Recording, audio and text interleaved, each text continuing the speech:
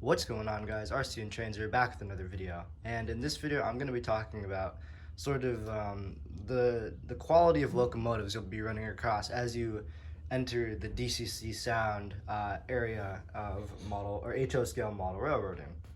And these, of course, are my personal opinions, but some of these things are facts, just like how much detail a certain model has. But it is personal opinion on what I actually think of that amount of detail and how much that matters to me.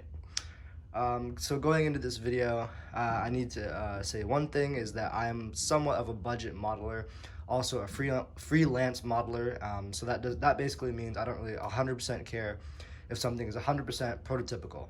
That also means being a budget modeler, I like getting more quantity than quality. If I can get two DCC sound steam locomotives for the same price as one, you betcha I'm gonna go get both of those two instead of that one locomotive, unless it's something I really want. But 9 times out of 10, I'm definitely gonna go get two DCC sound steam locomotives instead of one. So I right here have three examples of three pretty big quality difference, if you ask me. Here on the very end here, this is a Bachmann sound value, Light Pacific. This one was about 150 bucks off of Train World. That is heavily discounted though. MSRP on this probably about $300. But any Bachmann sound value shouldn't be paying MSRP. You can find them online, even at hobby stores, for heavily discounted. Here we have an MTH GS4 in the BNSF Employee Special Scheme, numbered 4449. This thing came out probably, this is the 2008 run, so it is a pretty old run. This cost $450 MSRP. I think I got this thing for 400 bucks. Here on the very inside rail, this is a Rapido F40 PH with lock sound, and that thing cost $250. So yeah, these are my three sort of tiers of quality. Things you can also sort of fit into the MTH category is sort of like that Broadway Limited stuff, or, the Broadway Limited stuff. That being said, Broadway Limited leans a little more towards sort of the higher end stuff. Higher end meaning more detail. So I have these sort of in tiers of detail. This is the lowest detail, this is sort of the mid amount of detail, and this is the highest amount of detail.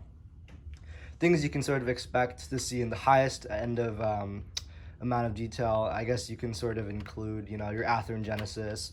You can throw in your Intermountain, your scale trains, all that, high-end stuff with the prototypical detail, the rivet counter stuff. All that can go in tier 3, which has the most amount of detail. Yeah, stuff that can fit into this tier, so like, the MTH, sort of the Broadway Limited, but Broadway Limited, like I said, has a little more detail than MTH does, but MTH, they both run off the more gimmicky stuff, so some nicer sound and some nicer features like smoke and lights. But yeah, Broadway Limited and MTH in this tier, and then there's sort of the Bachmann. I can't really think of too many things off the top of my head to actually compare to the lower end stuff, such as the Bachmann sound value. Bachmann sort of owns that area of the model railroading, that side of the industry is really owned by Bachmann, so the value side is owned by Bachmann. So here comes my personal opinion on these three.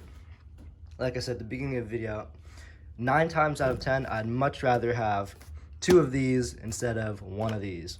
In this case, I really like the Amtrak F40 PHs, so I bought one of these. That being said, this was $150, DCC Sound steam locomotive, that is.